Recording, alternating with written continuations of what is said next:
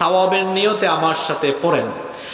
أعوذ بالله من الشيطان الرجيم بسم الله الرحمن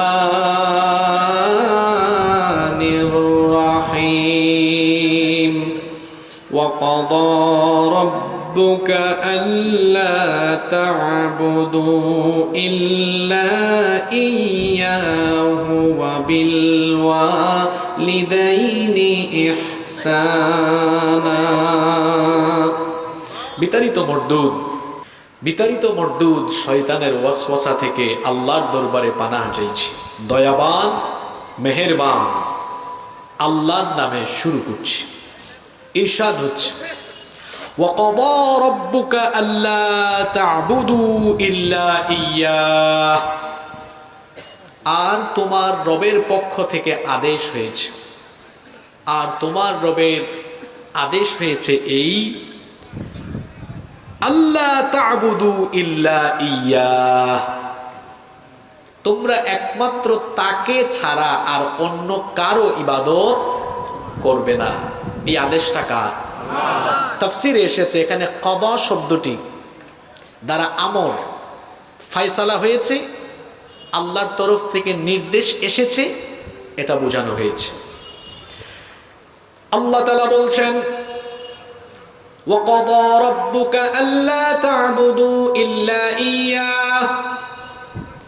আর তোমার রবের পক্ষ থেকে আদেশ এসেছে আল্লা তা'বুদু ইল্লা ইয়্যাহ, তোমরা তাকে ছাড়া অন্য আর কারো ইবাদত করবে না।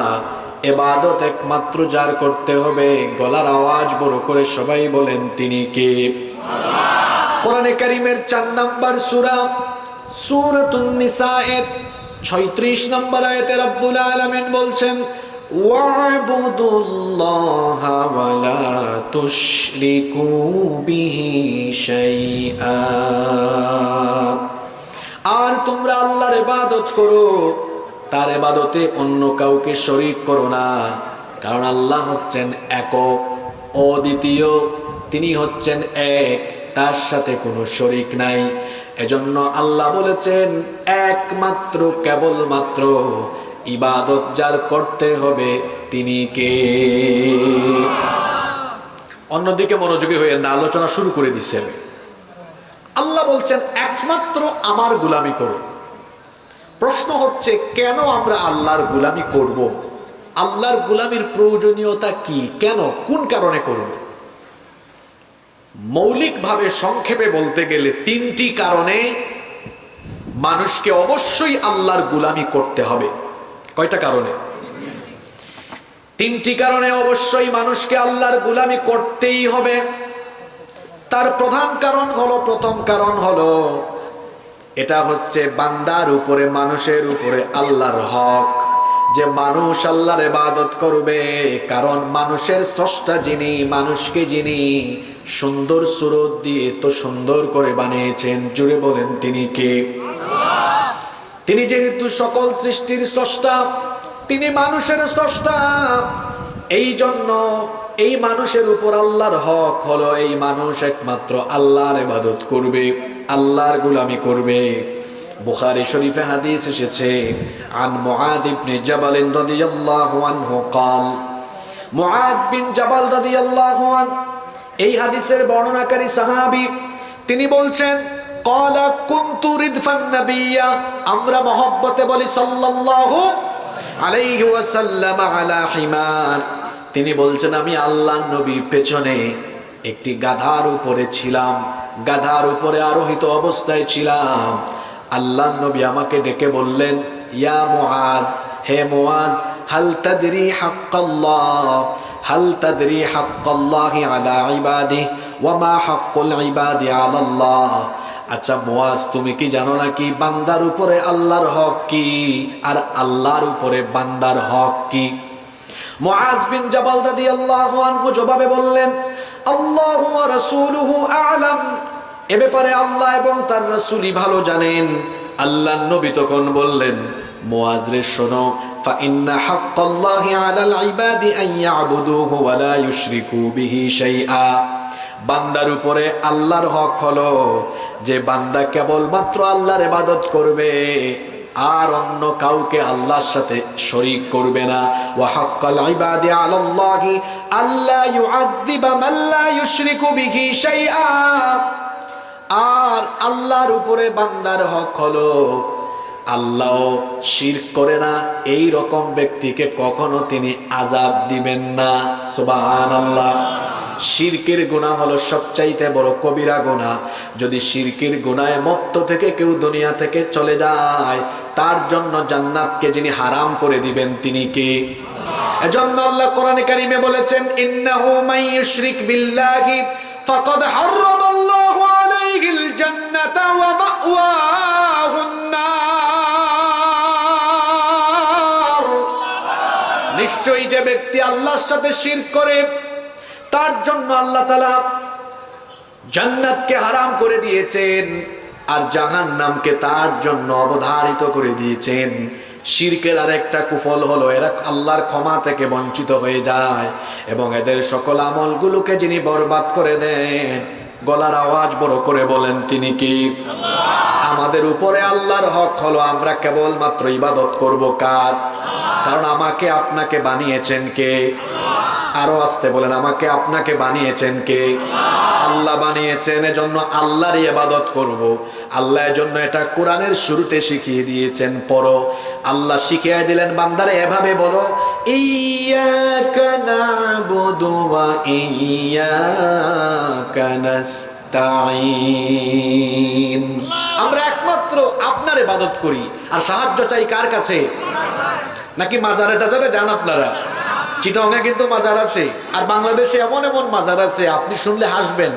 এগুলা গুগল শরীফে সার্চ করবেন, দেখবেন আমার সব কথা মিলবে। গেদাসা, খেতাসা, বুদাইসা, টাকিসা, ল্যাংটাসা, তালা বাবা, পাগলা বাবা, ডাইল চাল বাবা, বস যেগুলা বলছি একটাও মিস নাই, সব গুগলে মিলায় দেখবেন, সব আছে। এমনকি গত 2 বছর আগে আমি ওই যে ফরিদপুরের পাশে রাজবাড়ি ওদিক দিয়ে যাচ্ছি, দেখি বিরাট বড় সাইনবোর্ড, সেখানে লেখা আছে জামাই পাগল বাবার দরবার শরীফ। আমি চিন্তা করলাম এত আশ্চর্যজনক নাম, একটু ছবি তুলি। এটা ছবি তুলে ফেসবুকে আমি আমার পেজে পোস্ট করে ক্যাপশন লিখেছি, আমি বাংলাদেশে এক জায়গায় জামাই পাগল বাবার দরবার পেয়েছি। জানি না বাংলাদেশে বউ পাগল কোনো দরবার টরবার আছে কিনা। 5 মিনিট যেতে না যেতেই ওই যে মুন্সিগঞ্জ জেলা আছে না, মুন্সিগঞ্জের গজারিয়া থেকে এক ভাই কমেন্ট করে ছবি সহ লিখেছে, কয় হুজুর আছে তো, আমার এলাকায় বউ মস্তানের মাজার আছে। কি আজীব দেশে বাস করি আমরা। এরকম হাবিজাবি মাজার আছে না নাই? অনেক মানুষ আছে মাজারে গিয়ে সাজদা দিয়ে মাজারে শুয়ে থাকা লোকটার কাছে চেয়ে তার ঈমানকে সে ধ্বংস করে দেয়। চাইতে হয় একমাত্র কার কাছে? আল্লাহ ছাড়া কারো কাছে চাওয়া যায়? ঈমান ঠিক করতে হবে। কেন আল্লাহর ইবাদত করতে হবে? 1 নাম্বার পয়েন্ট বলেছি, এটা হলো মানুষের উপরে কার হক। হক মানে কি? অধিকার। হক মানে হলো নাম্বার 2 নাম্বার, কেন মানুষ আল্লাহর গোলামি করবে? 2 নাম্বার কারণ হলো এটা হচ্ছে মানুষকে সৃষ্টির উদ্দেশ্য। মানুষকে সৃষ্টির উদ্দেশ্যই হলো মানুষ ইবাদত করবে কার? কোরআনে কারীমের 51 নাম্বার সূরা সূরাতুদ যারিয়াতের 56 নাম্বার আয়াতে আল্লাহ এর জন্য বলেছেন, ওয়ামা খালাকাতুল জিন্না ওয়াল ইনসা ইল্লা লিয়াবুদুন। I didn't create the jinn kind and mankind except my worship. জিন আর মানব জাতিকে আমার গোলামি, আমার ইবাদত ছাড়া অন্য কিছুর জন্য সৃষ্টি করি নাই। মানুষকে যে উদ্দেশ্যে সৃষ্টি করা হয়েছে, উদ্দেশ্য আল্লাহ আয়াতে বলেছেন, মানুষ একমাত্র কেবলমাত্র ইবাদত করবে কার? মানুষ কেন আল্লাহর ইবাদত করবে? 3 নাম্বার কারণ হলো এটা হচ্ছে আমরুল্লাহ, এটা আল্লাহর অর্ডার, এটা আল্লাহর হুকুম, এটা আল্লাহর আদেশ। কোরআনে কারীমের 2 নাম্বার সূরা সূরাতুল বাকারা এর 21 নম্বর আয়াতে আল্লাহ তাআলা বলছেন, ইয়া আইয়ুহান নাসু উবুদু রাব্বাকুমুল্লাযী খালাকাকুম ওয়াল্লাযীনা মিন ক্বাবলিকুম লাআল্লাকুম তাত্তাকুন। ইয়া আইয়ুহান নাস, হে মানুষ, হে মানব জাতি, উবুদু রাব্বাকুম, তোমরা তোমাদের রবের ইবাদত করো। উবুদু আমরের সিগা, আল্লাহ বলেছেন ইবাদত করো, এটা আদেশ। কার ইবাদত? রাব্বাকুম, তোমাদের রবের। এবার পুরুষ মানুষের মতো গলার আওয়াজটা বড় করে বলেন তো দেখি, আমাদের রব যিনি তিনি কে? আল্লাহ আদেশ করছেন তোমরা তোমাদের রবের ইবাদত করো। কেন আল্লাহর ইবাদত করতে হবে? কারণ এটা আল্লাহর হুকুম। কোরআনে কারীমের অসংখ্য জায়গায় আল্লাহ এভাবে আদেশ দিয়েছেন। আর আল্লাহর এই আদেশগুলো আমরা কেমনে পেলাম? যুগে যুগে আল্লাহ তাআলা তার এই বাণীগুলোকে মানুষের কাছে পৌঁছে দেওয়ার জন্য যুগে যুগে তিনি পয়গাম্বার পাঠিয়েছেন। বলেন তো দেখি, সকল নবী রাসূলরা তাদের গোলামির দাওয়াত দিয়েছেন না আল্লাহর গোলামির দাওয়াত দিয়েছেন? আমরা কি নবীর গোলাম না আল্লাহর গোলাম? আমরা আল্লাহর গোলাম আর নবীর উম্মত, আমরা নবীর অনুসারী। একজন নবীর দাওয়াতের সাথে আরেকজন নবীর দাওয়াতের কোনো মিল ছিল না, ভিন্নতা ছিল না। সকল নবী এবং রাসূলদের দাওয়াতি সম্ভাষণ একরকম ছিল, সকলেই তাওহীদের দাওয়াত দিয়েছেন। এজন্য কোরআনে কারীমের 18 নম্বর সূরা সূরাতুন নাহলের 36 নম্বর আয়াতে আল্লাহ তাআলা বলছেন, ওয়ালাকাদ বাআসনা ফি কুল্লি উম্মাতির রাসূলা আন ইবুদুল্লাহা ওয়াজতানিবুত তাগুত। আর অবশ্যই প্রত্যেক উম্মতের জন্য আমি রাসূল পাঠিয়েছি। সকলেই বলেছেন আন ইবুদুল্লাহ, ইবাদত করতে হবে, গোলামি করতে হবে। কার? কোরআনুল কারীমের 21 নম্বর সূরা সূরাতুল আম্বিয়া এর 25 নম্বর আয়াতে আল্লাহ তাআলা আরো বলছেন, ওয়া মা আরসালনা মিন ক্বাবলিকা মির রাসূলিন ইল্লা নূহি ইলাইহি আন্নাহু লা ইলাহা ইল্লা আনা ফা'বুদুন। আল্লাহ তাআলা বলছেন, ও নবী, আমি আপনার পূর্বে যত রাসূল পাঠিয়েছি সকল রাসূলদের কাছে আমি একই রকমের ওহী বা নির্দেশ পাঠিয়েছি। সকলকেই বলেছি আমি ছাড়া আর কোনো মাবুদ নাই, আমি ব্যতীত আর কোনো উপাস্য নাই, এজন্য একমাত্র ইবাদত করো। কার? আরো জোরে বলেন কার? আজকে যে সূরা বনী ইসরাঈলের 23 নম্বর আয়াত আমরা শুরু করলাম, এই আয়াতেও আল্লাহ একই কথা বলেছেন, ওয়া কাদা রাব্বুকা আল্লা তা'বুদু ইল্লা ইয়্যা। তোমার রবের পক্ষ থেকে আদেশ হয়েছে তিনি ছাড়া আর কারো ইবাদত করা। পিছনের ভাইরা ঘুমাই গেছেন নাকি? এবার আসেন, ইবাদত ইবাদত ইবাদত শুনতেছেন অনেকক্ষণ ধরে। এখন প্রশ্ন হলো, মা ইবাদাহ, হোয়াটস দ্য মিনিং অফ ইবাদাহ? ইবাদত বলতে আপনি কি বুঝেন? ইবাদত শব্দের অর্থ কি? মনোযোগ আছে আপনাদের? আপনারা তো মানুষকে নসিহত করেন না, সবাই কিন্তু ওয়ায়েজ এখানে। আপনারা তো বলেন, এই ইবাদত বন্দেগী ঠিকঠাক মতো করিস, বিপদে যাইস না। এই যে নসিহত করলেন, ইবাদত করিস, ইবাদত বলতে আপনি কি বুঝেন? ইবাদত মানে কি? ইবাদাহ, ইটস অ্যান অ্যারাবিক ওয়ার্ড, এটা তো আরবি শব্দ, এটার বাংলা কি বলেন তো? ইবাদত অর্থ কি? হ্যাঁ, অনেকগুলো অর্থ আছে, কিন্তু অ্যাপ্রোপ্রিয়েট অর্থ এখনো হয় নাই। আমাদের দেশে বেশ কিছু শব্দের অপব্যাখ্যা হয়েছে। যেমন বলি, বলেন তো দিন শব্দের অর্থ কি? দিন শব্দের এদিক থেকে একজন বলেছে, দিনাজপুর যে শিক্ষা দীক্ষার নগরী, এটা প্রমাণ হয়েছে আলহামদুলিল্লাহ। অনেক জায়গায় বলে দিন অর্থ ধর্ম, এটা ভুল। এখানে আলেমরা বসে আছেন, কামুস, অভিধান, ডিকশনারি খুললে দেখবেন আমি উলামাদেরকে সাক্ষ্য রেখে বলছি, দিন শব্দের অর্থ ধর্ম নয়। তো দিন শব্দের অর্থ যদি ধর্ম হয়, দেখি এটার অর্থ করেন মালিকি ইয়াউমিদ্দিন, এখানে দিন আসছে না? তো এটা অর্থ কি?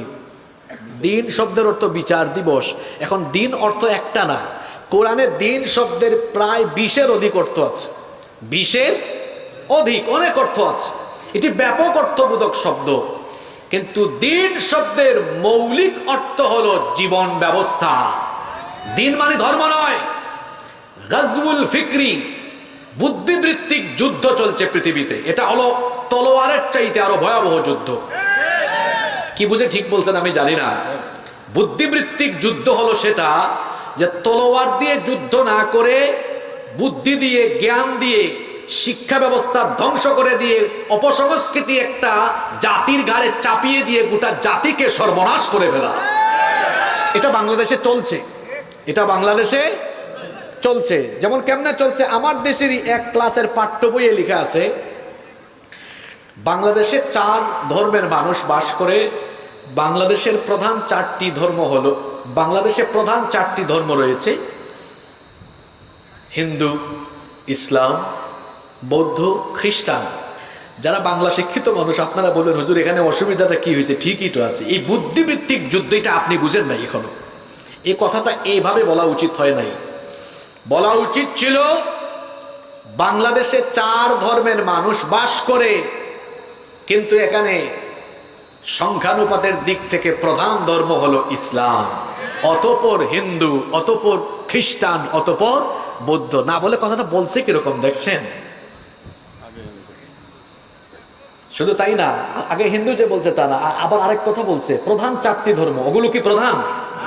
জোরে বলেন, ওগুলো কি প্রধান? দিন শব্দের অর্থ ধর্ম নয়। ধর্ম মানে কি? যা কোনো বিষয় ধারণ করে। যেমন পানির ধর্ম ভিজিয়ে দেওয়া, আগুনের ধর্ম পুড়িয়ে দেওয়া। ইসলাম এই শব্দের অপব্যাখ্যা হয়েছে। কই ইসলাম অর্থ শান্তি। কোথায় পেয়েছেন আপনি? ইসলাম শব্দের মাদ্দা সিলমুন মানে শান্তি, কিন্তু ইসলাম শব্দের অর্থ শান্তি নয়। তাহলে ইসলাম শব্দের অর্থ কি? এটা কোরআন শরীফেই ব্যাখ্যা আছে। আল্লাহ জাতির পিতা। জাতির পিতা কে? এটাও কইতে পারলেন না। জোর করে জাতির ঘাড়ে কি জাতির পিতা চাপিয়ে দেওয়া যায়? মিল্লাতা আবিকুম ইব্রাহিম। ইব্রাহিম আলাইহিস সালামকে আল্লাহ কি বলেছেন কোরআনে? ইদ ক্বালা লাহু রাব্বুহু আসলিম ক্বালা আসলামতু লিরাব্বিল আলামিন। ইব্রাহিম আলাইহিস সালামকে আল্লাহ বলেছেন, ইব্রাহিম তুমি আসলিম, আত্মসমর্পণ করো। তিনি সাথে সাথে বলেছেন, আসলামতু লিরাব্বিল আলামিন, জগৎ সমূহের প্রতিপালকের কাছে আমি আত্মসমর্পণ করলাম। সুবহানাল্লাহ। ইসলাম মানে হলো সারেন্ডার করা, আত্মসমর্পণ করা। আত্মসমর্পণ করতে হয় কার কাছে? ঠিক এমনি ভাবে এই যে ইবাদত শব্দের মূল একটা অর্থ আছে। অভিধান খুলেন, অনেকগুলো অর্থ পাবেন। আল ইবাদা ইয়ানি আত-তাআ, আয-যিল্লু, আল খুদুউ ওয়াল ইনকিয়াদ। ইবাদত মানে হচ্ছে নতজানু হওয়া, নত হয়ে যাওয়া, বিনয়ী হয়ে যাওয়া, আনুগত্যের মস্তককে অবনত করে দেওয়া। সংক্ষিপ্ত এক শব্দে যদি ইবাদতের অর্থ বলি, ইবাদত শব্দের এক শব্দের অর্থ হলো আনুগত্য। কথা বুঝলে একদম পিছন দিক থেকে যেন আওয়াজ আসে। জুড়ে বলেন, ইবাদত শব্দের অর্থ কি? আনুগত্য। ইবাদত শব্দের অর্থ হচ্ছে আনুগত্য, আর ইবাদতের ভিত্তি হলো আনুগত্য। ইবাদতের ভিত্তি কি? আনুগত্য। এখন ইবাদত মানে বুঝেন, আল্লাহ বলেছেন আমি ছাড়া কারো ইবাদত করবে। তো ইবাদত মানে কি বুঝলাম? জোরে বলেন, ইবাদত মানে কি?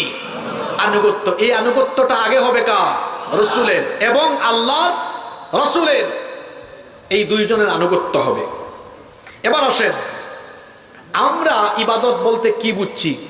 আমরা ইবাদত বলতে মনে করি 5 ওয়াক্তের নামাজ একটা ইবাদত, রমজান মাসের রোজা ইবাদত, সামর্থ্য থাকলে যাকাত দেওয়া ইবাদত, সামর্থ্য থাকলে হজ করা ইবাদত, সামর্থ্য থাকলে মাহফিলে 50,000 টাকা কিছু দান দেওয়া, কিছু দান সৎকা করা ইবাদত। ঠিক আছে, আপনাদের বুঝ, এগুলো সবই ইবাদত। কিন্তু শুধুমাত্র এগুলার নামই ইবাদত নয়, এগুলা সবই ইবাদত। কিন্তু এগুলোই শুধু ইবাদত না, এগুলোর বাহিরেও আপনি দৈনন্দিন যে 24 ঘন্টা সময় কাটান, ওই 24 ঘন্টা আল্লাহ এবং রসুলের আনুগত্য মোতাবেক কাটানোর নাম হলো। এখন আপনি যদি বলেন শুধুমাত্র নামাজ রোজা হজ যাকাত ইবাদত, তাহলে আমি আপনার কাছে পাল্টা প্রশ্ন করছি, বলেন তো 24 ঘন্টার মধ্যে 5 ওয়াক্তের নামাজ আদায়ে যে সময় ব্যয় হয়, এই সময়কে একসাথে করলে আনুমানিক কত সময় লাগতে পারে? 1 ঘন্টা। তো যদি শুধুমাত্র নামাজের নাম ইবাদত হয়, তো 1 ঘন্টা না হয় আপনি নামাজের মাধ্যমে আল্লাহর ইবাদত করলেন, নামাজের বাইরে এখনো বাকি আছে কয় ঘন্টা? ওই 23 ঘন্টা আনুগত্য হবে কার? এত আস্তে বললেন কেন? আনুগত্য হবে কার? এই আনুগত্যটা কেমনে হবে? আমি নামাজ থেকে বের হলাম, আমি ব্যবসা করব, কার হুকুম মেনে? এই যে আমি আল্লাহর হুকুম মেনে ব্যবসাটা করলাম, এটার নাম কি? ইবাদত। এটার নাম কি? আমি আমার বউয়ের সাথে কিভাবে চলাফেরা করছি, এটা কি আল্লাহর হুকুম মেনে করছি কিনা?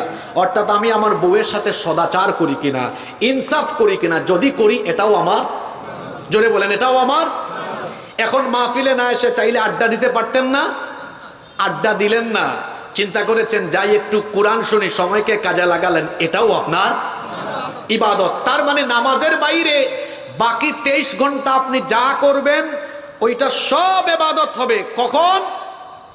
যখন আপনি আল্লাহর হুকুম আর রসুলের তরিকায় করবেন, তখন এটা ইবাদত হয়ে যাবে। সুবহানাল্লাহ। আচ্ছা, এখানে যুবক তরুণ ভাইরা আছেন, আপনারা অনেকে নায়ক, গায়ক, খেলোয়াড়কে ফলো করেন। অনেকে আছে তার পছন্দের খেলোয়াড়ের চুলের কাটিং ফলো করে চুল রাখে, তার পছন্দের নায়ক বা গায়কের স্টাইল ফলো করে পোশাক পরিধান করে। আপনারা আমাকে বলেন তো, এই রকম পছন্দের নায়ক, গায়ক, খেলোয়াড়ের পোশাক আশাক, চাল চলন, চুলের কাটিং অনুসরণ করলে সওয়াব হয়? উল্টা আরো গুনাহ হয়। কিন্তু পৃথিবীতে একজন মহামানব আছেন, মুহাম্মাদুর রাসূলুল্লাহ সাল্লাল্লাহু আলাইহি ওয়াসাল্লাম। উনার মতো কথা বললে, উনার মতো বসলে, উনার মতো চললে, উনার মতো খাইলে, উনার মতো ঘুমালে, এক কথায় উনার পদ্ধতি ফলো করলে 24টা ঘন্টা ফেরেশতা আমলনামায় সওয়াব লিখতে লিখতে লিখতে লিখতে পুরো আমলনামাকে ভরপুর করে ফেলে। সুবহানাল্লাহ। তাহলে শুধুমাত্র 24 ঘন্টার 1 ঘন্টা নামাজে 5 ওয়াক্ত আদায় করলেই ইবাদত হয় না। যে আল্লাহর হুকুম মতো আমি নামাজ আদায় করি, সে আল্লাহর হুকুম মতো আমি আমার ব্যবসা প্রতিষ্ঠান পরিচালনা করি, যে আল্লাহর হুকুম মতো আমি রমজান মাসে রোজা রাখি, সে আল্লাহর হুকুম মতো আমি আমার বউকে, আমি আমার মেয়েদেরকে পর্দায় রাখি, যে আল্লাহর হুকুম মতো আমি যাকাত প্রদান করি, সে আল্লাহর হুকুম মতো আমি আমার সমাজ এবং রাষ্ট্রের বিচার ফয়সালা পরিচালনা করি, যে আল্লাহর হুকুম মতো আমি হজ করি, উমরা করি, সে আল্লাহর হুকুম মতো আমি যদি আমার দেশকে, সমাজকে আল্লাহর দেওয়া নির্দেশনা, রসুলের দেওয়া আদর্শ মোতাবেক পরিচালনা করি, তাহলে আমার যাবতীয় সবকিছু ইবাদত অর্থাৎ আল্লাহর আনুগত্যের ভেতরে পড়ে যাবে। এজন্য শুধুমাত্র নামাজের নাম ইবাদত নয়, বরং আমার জীবনেও যদি আল্লাহর আনুগত্য, রসুলের আনুগত্য থাকে, সেটাও হবে ইবাদত। এজন্য আল্লাহ বলেছেন, ও নবী শিখায় দেন, শুধু নামাজটা আল্লাহর জন্য হবে না, বরং নামাজ ছাড়া বাকিটাও জীবনের সবটুকু হতে হবে কার জন্য? আস্তে বলবেন না, জোরে বলেন, কার জন্য? এজন্য আল্লাহ নবীর মাধ্যমে শিখায়েছেন। কোরআনে কারীমের 6 নম্বর সূরা সূরাতুল আনআমের 162 নম্বর এবং 163 নম্বর আয়াত নবীর মাধ্যমে আল্লাহ শিখিয়েছেন, কুল ইন্না সালাতি ওয়া নুসুকি ওয়া মাহইয়ায়া ওয়া মামাতি লিল্লাহি রাব্বিল আলামিন লা শারীকা লাহু ওয়া বিযালিকা উমিরতু ওয়া আনা আউয়ালুল মুসলিমিন। আপনি বলুন, নিশ্চয়ই আমার নামাজ, দেখেন এতটুকু শেষ নয়, আমার নামাজ, আমার কুরবানি, আমরা কিন্তু মনে করি এগুলো ইবাদত। এরপরে আল্লাহ বলছেন, ওয়া মাহইয়ায়া ওয়া মামাতি, নবী বলুন, এদেরকেও শিখান, আমার জীবন, আমার মওত। জীবন মানে কি? যেদিন দুনিয়াতে এসেছি সেদিন থেকে নিয়ে মৃত্যুর আগ পর্যন্ত এই গোটা সময়টার নাম কি? জীবন। এই জীবন আল্লাহ শিখাচ্ছেন, এই জীবন শয়তান, তাগুত, আল্লাহর হুকুম আর আনুগত্যের বাইরে নয়। নবী আপনি এবং আপনার উম্মত সবাইকে ঘোষণা দেওয়ান, আমার গোটা জীবন কার জন্য? জোরে বলেন, কার জন্য? তা আপনি যে মাঝে মাঝে বলেন, নেতা আমার জীবন আপনার জন্য, আমার সংগ্রাম আপনার জন্য, মুখের ভাষা ঠিক করেন। আল্লাহ শিখিয়েছেন তোমার জীবন কার জন্য? জোরে বলেন, আমি তো আগেই বলেছি যুবক ভাইয়েরা, তোমাদেরকে অনেকে টার্গেট করে, তার ক্ষমতায় যাওয়ার হাতিয়ার হিসাবে তোমাকে টার্গেট করে সামান্য জিলাপি বিরিয়ানি 500 টাকার নোট দিয়ে তোমাকে মোটরসাইকেলে শুডাউনে সামনে পিছনে ঘোরাইয়া তোমাকে চামচার মতো তারা ব্যবহার করতে চায়। তুমি কারো চামচা নও, কারো চামচামি করো না। তোমার এই তারুণ্য, তোমার এই যৌবন, তোমার এই ঘাম, তোমার এই শ্রম, তোমার এই রক্ত, এটা কোনো নেতা নেত্রীর জন্য নয়। যদি এটা খরচ করতে হয় আল্লাহর জন্য খরচ করতে হবে। তাহলে ইবাদত মানে কি? নামাজ রোজার নাম, হজ জাকাতের নাম শুধু ইবাদত নয়, বরং আমি যে আল্লাহর হুকুমে নামাজ পড়ি, আমি যে আল্লাহর হুকুমে রোজা রাখি, হজ করি, জাকাত দেই, সে আল্লাহর হুকুমে আমি আমার পরিবার চালাবো, আমার সমাজ চালাবো, আমার দেশ চালাবো, এর নাম হচ্ছে ইবাদত। এখন আপনি মসজিদ চালান আল্লাহর আইনে, আল্লাহর আনুগত্য মোতাবেক। আপনার বিবেকের কাছে প্রশ্ন রেখে গেলাম, আপনার সমাজ আর দেশ চালান কোন শয়তানের আইনে? কি বেশি আঘাত পেয়েছেন নাকি কথা এটা? আমাকে তো কোরআনের কথা বলতেই হবে।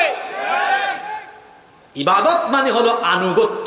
এই আনুগত্য কি শুধু মসজিদে হয়, শুধু হজে হয়, শুধু জাকাতে হয়, শুধুমাত্র রমজানের রোজায় হয়? এই আনুগত্য হবে কতক্ষণ? না না না, এই জবাব আমিও দিব না, আপনিও দিবেন না। এই জবাব দিবে এখন কোরআন শরীফ। আল্লাহকে জিজ্ঞেস করছি, আল্লাহ এই আনুগত্যটা কতক্ষণ হবে? আপনি বলেন। আল্লাহ এবার কোরআনের 15 নম্বর সূরা, সূরা হিজরের 99 নম্বর আয়াতে জবাব দিয়ে দিয়েছেন, ওয়া'বুদ রাব্বাকা হাত্তা ইয়াতিয়াকাল ইয়াকিন। মৃত্যু আসার আগ পর্যন্ত এভাবেই ইবাদত আর আমার আনুগত্য করে চলতে হবে। অর্ডারটা কার? অর্ডারটা কার? আপনি কামটা করছেন কি? আপনি কোরআন শরীফকে ওয়াজের প্যান্ডেলে তুলে দিয়ে, আপনার এলাকার মসজিদের তাকে রেখে দিয়ে, মাদ্রাসার লাইব্রেরিতে রেখে দিয়ে, হাফেজি মাদ্রাসার রেহালের উপরে রেখে দিয়ে আপনার আদালতে ঢুকাইছেন মানুষের তৈরি করা আইন। আপনি আপনার সমাজ রাষ্ট্র চালানোর জন্য ঢুকাইছেন শয়তানের তৈরি করা, মানুষের তৈরি করা আইন। ব্যাপারটা হলো এমন যে আপনি মসজিদে আল্লাহর আইন মানেন, মাদ্রাসায় আল্লাহর আইন মানেন, মাহফিলেও মানেন, কিন্তু যেখানে মানতে গেলে আপনি চুরি বাটপারি করতে পারবেন না, সেখানে আপনি মানেন না। অথচ আল্লাহ তাআলা বলছেন এই কোরআন শুধু মসজিদ মাদ্রাসা পরিচালনার জন্য নয়। তাহলে কেন আমি দিয়েছি? শোনো, কোরআনে কারীমের 16 নম্বর সূরা, সূরাতুন নাহালের 89 নম্বর আয়াতের শেষাংশে আল্লাহ বলেছেন, وَنَزَّلْنَا عَلَيْكَ الْكِتَابَ تِبْيَانًا لِكُلِّ شَيْءٍ وَهُدًى وَرَحْمَةً وَبُشْرَى لِلْمُسْلِمِينَ। আর আমি আপনার কাছে এই কিতাব নাজিল করেছি তিবয়ানাল লিকুল্লি শাই, সকল জিনিসের সুস্পষ্ট বর্ণনা দিয়েছি। এই কোরআনে কেমনে চুরির বিচার করতে হবে আমি দিয়েছি, কেমনে ডাকাতির বিচার করতে হবে সেটাও দিয়েছি, কি করে অপরাধীর বিচার করতে হয়, আদালত চালাতে হয়, সেই ফৌজদারি দেওয়ানি দণ্ডবিধি কোরআনে আছে না নাই? কি করে অর্থনৈতিক ব্যবস্থাপনা পরিচালিত হবে সেই নীতিও দিয়েছি। যদি একেবারে সংক্ষেপে বলতে চাই তাহলে মূল কথা হলো সকল কিছু পরিচালনার যত নীতিমালা দরকার, সকল নীতিমালার মূল নীতি কোরআনের ভেতরে যিনি ঢুকায়া দিয়েছেন তিনি কে? এজন্য আল্লাহ কোরআনে কারীমের 6 নম্বর সূরা, সূরাতুল আনআমের 38 নম্বর আয়াতের শেষাংশে বলছেন, মা ফাররাতনা ফিল কিতাবি মিন শাইইন সুম্মা ইলা রাব্বিহিম ইউহশারুন। মা ফাররাতনা ফিল কিতাবি মিন শাই, এই কিতাবে আমি কিচ্ছু বাদ দেই নাই, কিছুই বাদ দেই নাই, সব দিয়েছি। একবার একজন মাহফিলের পরে আমারে বলে, হুজুর আপনি যে আজকে ওয়াজ করছেন কোরআনে সব দিয়েছি। আমি এক রেস্টুরেন্টে চাকরি করি, সকালবেলা রুটি বানাই, আপনি বলেন তো কেমনে রুটি বানাইতে হয় এই কথা কোরআন শরীফে আছে না নাই? কেমনে রুটি বানাইতে হয় আছে না নাই? আপনাদের কি মনে হয় আছে নাকি এটা? হ্যাঁ, আছে, আছে না? আছে তো, কি আপনাদের বিশ্বাস হয় না? ইমানে তো কমজোরি আছে, বলেন আছে না নাই?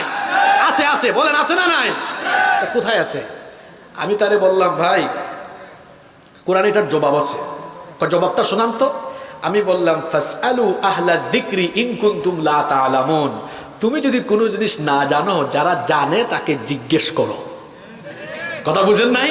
তার মানে তুমি রুটি বানাইতে না জানলে, যে রুটি বানাইতে জানে, কোরআন বলতেছে তার কাছে গিয়ে যে প্রশ্ন করে জেনে বুঝে শিখে নাও। এই উত্তরও কোরআনে আছে না নাই? সবই আছে কোরআনে। কোরআনের ফর্মুলা গ্রহণ করলে আমাদের লাভ না লস? যদি বলেন লাভ না লস? আমাদের দেশ স্বাধীন হয়েছে কত বছর হয়েছে? 54 বছর। আমরা আজকে কোনো রাজনৈতিক কথা বলবো না, আমরা আজকে আমজনতার পার্টি। আমরা এখানে সবাই আজকে আমরা আমাদের নিজেদের লাভের কথা বলবো। রাজি আছেন আপনারা? আসেন আমরা আমাদের লাভ খুঁজে নেই। শুরুতেই আমাদের মা বোনদের কথা বলি। দেখেন, 54 বছর দেশ স্বাধীন হওয়ার বয়স হয়েছে। এর মধ্যে 32 বছর দেশ শাসন করেছেন নারীরা। তার মানে আমার মা বোনরা আগায় আছেন। আর আপনারা কত বছর? 22। কত বছর? আপনারা পিছাই আছেন না? তাও আপনারা একজন মিলে না, কয়েকজন মিল্লা 22 বছর। আর উনারা মাত্র কয়জন? 2 জনে 32 বছর। আমি 2 জনের কথাই বলতেছি। দেখেন, তারা এট এ টাইম এমনভাবে থেকেছেন যে সরকার দলীয় যিনি নেতা তিনি নারী, বিরোধী দলীয় নেতাও নারী, স্পিকারও নারী, শিক্ষামন্ত্রী নারী, স্বরাষ্ট্রমন্ত্রীও নারী। শুনেন, আমি যে কথা বলতে চাচ্ছি এবার ওইটা শুনেন। তাইলে 54 বছরের মধ্যে 32 বছর নারীরা ক্ষমতা পরিচালনা করেছে, বড় বড় পদে থেকেছে। এবার আপনারা আমারে জবাব দেন তো, বাংলাদেশে কি ধর্ষণ বন্ধ হয়ে গিয়েছে? কলেজ বিশ্ববিদ্যালয়ে নারীদেরকে ইফটিজিং করা, শ্লীলতাহানি করা বাংলাদেশে একদম বন্ধ হয়ে গিয়েছে? আশ্চর্য কথা। 54 মধ্যে 32 বছর আপনারা মহিলারা দেশ চালাইলেন, আপনারা ধর্ষণও বন্ধ করতে পারলেন না, নারীর অধিকারও প্রতিষ্ঠা করতে পারলেন না। নারী এখনো বেজ্জত হয়, এখনো অপমানিত হয়। 32 বছর আপনারাই থাকলেন, মানুষের আইন দিয়া সমাজ দেশ চালাইলেন, নারীর ক্ষমতায়নের কথাও বললেন, কিন্তু কেউই নারী অধিকার প্রতিষ্ঠা করতে পারলো না। বরং আমরা দেখেছি এই 54 বছরে মানুষের আইন চলতে চলতে আর নারীরা থাকতে থাকতে পরিস্থিতি এমন হয়েছে। আপনাদেরকে মনে করাই দেই, গত কয়েক মাস আগে মাগুরায় আমার এক ছোট্ট বোন, তার নাম আসিয়া। আসিয়ার কথা মনে আছে আপনাদের? আমার এই ছোট্ট বোনটিকে নির্মমভাবে নরপিশাচের দল ধর্ষণ করেছিল। হাসপাতালে আমার এই ছোট্ট বোনটা কয়েকদিন থেকেছে। এরপরে সে বড় কষ্ট পেতে পেতে দুনিয়া থেকে গিয়েছে। দেখি দেশের খবর আপনারা কি রাখেন বলেন তো, ওই ধর্ষকটা জীবিত এখনো আছে না নাই? এবার আমি যে কথা বলতে চাই সেটা বলছি। আমাদের দেশের আদালতে চলছে আল্লাহর আইন না মানুষের আইন? এবার কথা শুনেন, কোন আইন? যে আইন থাকার ফলে আমার ধর্ষিতা বোন কবরে চলে যায় আর ধর্ষক 7-8 মাস ধরে এখনো বেঁচে থাকে, এই আইনের মুখে আমি লাথি মারি। এ কেমন আইন যে আইন থাকার ফলে আমার ধর্ষিতা বোন কবরে চলে যায় আর ধর্ষকরা সেঞ্চুরি করার পরে ফুলের মালা নিয়ে রাস্তায় হাঁটে? এই আইনের মুখে আমি ঝাড়ু নিক্ষেপ করি। এখন আল্লাহর আইন, আল্লাহর হুকুম আমাদের লাভের জন্য না লসের জন্য? আপনারা তো 32 বছর থেকেও পারেন নাই। আগামীকাল বলেন ধর্ষণের বিচার এখন সরাসরি কুরআন দিয়ে হবে। এই দেশে যতগুলো লুচ্চা আর বদমাশ আছে, এক বিচার দেখে সবাই তারের মতো সুদা হয়ে যাবে। তো কোরআনের আইন আমাদের ভালোর জন্য না খারাপের জন্য? এত ভালো আইন চায় না কারা? হ্যাঁ, না না না না, কে বলছে মহিলারা চায় না? আরে মিয়া, ইসলাম প্রতিষ্ঠায় আপনাদের অবদান বেশি না মহিলাদের অবদান বেশি? সর্বপ্রথম আপনারা পুরুষ মানুষরা বিরোধিতা করছেন, আর মহিলারা সর্বপ্রথম ঈমান আনছে। আম্মাজান খাদিজা রাদিয়াল্লাহু, আপনারা প্রথমে বিরোধিতাই করছেন। আর ওইদিকে প্রথমেই একজন নারী সুমাইয়া রাদিয়াল্লাহু আনহা জীবন দিয়ে শহীদ হয়ে গিয়েছেন। সুবহানাল্লাহ। হ্যাঁ, আপনারা মা বোনদের কথা বলতেছেন। মা বোনদের অবদান ইসলামে আপনাদের থেকে বেশি, সংসারেও তাদের অবদান আপনাদের থেকে বেশি। আপনারা এখন আমার সাথে একমত হবেন না, আমি জানি। পুরুষ মানুষ তো আপনারা বলবেন হুজুর তাদের অবদান কেমনে বেশি হয়, সারাদিন মাঠে ঘাটে আমরা কাজ করি। তো জানতো একটু 1 ঘন্টা রান্না করেন, পেঁয়াজ কাটেন, দেখবেন কেউ মারা লাগবে না, এমনি চোখে দিয়া পানি বাইরে যাবে। একটা সংসার, ওই যে বলা হয় না সংসার সুখী হয় রমণীর গুণে, নারীদের অনেক অবদান। এজন্য যারা বিবাহিত নিজেদের স্ত্রীকে মহব্বত করবেন, কর্কশ ভাষী হবেন না। বউয়ের সাথে ভেজাল করবেন, ভেজাল আরো বাড়বে, চেহারাও নষ্ট হবে। তুমি বিয়ে করনে তো কি হয়েছে, চুপচাপ থাকো, অপেক্ষা করো, তোমার সময় আসলে এমনি বিয়ে করতে পারবে। তোমার আরো বড় দায়িত্ব, তোমার দায়িত্ব কঠিন। তোমাকে এখন শয়তান খুঁচাবে বেশি, ফেসবুকে ওইটারে ফ্রেন্ড রিকোয়েস্ট পাঠাও। তোমার দায়িত্ব বড় কঠিন, শয়তান চাইবে তোমারে হারাম রিলেশন করাতে, আর তুমি প্রতিনিয়ত শয়তানের সাথে জিহাদ করার জন্য প্রস্তুত থাকা লাগবে। যারা অবিবাহিত আছে এরা তো মিসকিন। মিসকিন কেন বললাম, এদের তো বউ নাই, তো এদের দায়িত্ব কম না বেশি? ভাই নারীর ফান্দে পড়ো না, মানে ফিতনায় পড়ো না, জীবনকে ধ্বংস করে ফেলবা। চরিত্র ঠিক রাখো, চরিত্র ঠিক রাখো। আল্লাহ তাআলার কাছে দোয়া করো, আল্লাহ অবশ্যই নেককার জীবন সঙ্গী দিবেন। আল্লাহ যেন দেন, বলেন আমিন। যারা বিবাহিত হেরাও কইছে আমিন। তারা কি আরো চায় নাকি? চায় না? মহিলা প্যান্ডেলে আজকে যদি ভাবি আপনার খবর শুনে আজকে বাড়ির যান না, তারপর ধরবে চাই, চাওয়া আপনারে বুঝাবে। আচ্ছা আমরা যেখানে ছিলাম সেখানে চলে যাই। তাহলে দেখেন তো আল্লাহর আইন আমাদের জন্য ভালো না খারাপ? এখানে দল মত বাদ দিয়া কথা বলেন। কোরআনের মাহফিল কি রাজনীতির মাহফিল নাকি? যে যে দল করেন সব দল ফালান। এখন আমরা কোরআন থেকে কথা বলছি। এখন আমাদের পরিচয়, আমরা বিএনপিও না, জামাতও না, জাতীয় পার্টিও না, এনসিপিও না। আমাদের পরিচয় এখন সবার একটা, আমরা মুসলমান। আমরা কি? জোরে বলেন আমরা কি? শুনেন, যে বক্তা দলীয় সংকীর্ণতা নিয়ে কথা বলে, দলীয় সাইনবোর্ড ব্যবহার করে কথা বলে, এই বক্তার কথায় মানুষ হেদায়েত হয় না। আবার যদি কোনো শ্রোতা সেও তার দলীয় দৃষ্টিভঙ্গির আলোকে কথা শুনে, সেও হেদায়েত হবে না, কারণ ওর দৃষ্টিভঙ্গি এক জায়গায় সীমাবদ্ধ। আপনি যে কোনো দল করতে পারেন, নিষেধ করছি না, কিন্তু যখন কোরআন বলবেন বা শুনবেন তখন নিরপেক্ষ মগজে শুনবেন। হেদায়েত দিবেন কে? কারণ কোরআন আমাদের সবার, এটা আমাদের সবার জন্য নাজিল করেছেন কে? তাহলে আল্লাহর আনুগত্য শুধু মসজিদে না, সব জায়গায়? জোরে বলেন সব জায়গায়, সকল জায়গায়, সব জায়গায় আল্লাহর হুকুম মানা আর নবীর আদর্শ মোতাবেক জীবন পরিচালনা করা, এর নাম হলো ইবাদত। আর ইবাদত অর্থাৎ আনুগত্যের ফর্মুলা আল্লাহর কাছ থেকে গ্রহণ করতে হবে। আর আনুগত্যের ফর্মুলার জন্য আল্লাহ একটা কিতাব নাজিল করেছেন। সেই কিতাবের নাম কি? এই কোরআন কিছু জায়গায় মানবেন আর কিছু জায়গায় মানবেন না, এমনটা তো হতে পারে না। এজন্য আল্লাহ কোরআনে কারীমের 2 নম্বর সূরা সূরাতুল বাকারা এর 85 নম্বর আয়াতে বলছেন, আফাতুমিনুনা বিবাদিল কিতাবি ওয়া তাকফুরুনা বিবাদ। তোমাদের ঈমানের অবস্থা কি এমন নাকি যে তোমরা কোরআনের কিছু অংশ মানো, যেমন আকিমুস সালাহ, এটা মানো, আবার কোরআনে আল্লাহ বলেছেন আকিমুস সালাতের পাশাপাশি আল্লাহ বলেছেন আকিমুদ্দিন, দিন প্রতিষ্ঠা করো। এটা বললেই বলো না এই জায়গাটা মানতে পারবো না, আমার সমস্যা আছে। আল্লাহ বলেছেন তো কিছু জিনিস মানো আর কিছু জিনিস মানো না। তোমার ইমানের হালত যদি এমন হয়, বান্দারে শোনো পরিণতিটা তোমার জন্য কেমন হতে পারে। ফামা জাযাউ মান ইয়াফআলু যালিকা মিনকুম ইল্লা খিজয়ুন ফিল হায়াতিদ দুনিয়া ওয়া ইয়াউমাল কিয়ামাতি ইউরাদ্দুনা ইলা আশাদ্দিল আযাব ওয়া মাল্লাহু বিগাফিলিন আম্মা তা'মালুন। যদি তুমি এভাবে কোরআনের কিছু মানো আর কিছু না মানো, তাহলে দুনিয়ার জীবনকে লাঞ্ছনায় আল্লাহ ভরপুর করে দিবেন, আর আখিরাতে কঠিন শাস্তি যিনি ভোগ করাবেন তিনি কে?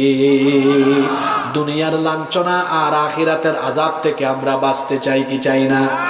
আর জোরে বলেন চাই কি চাই না?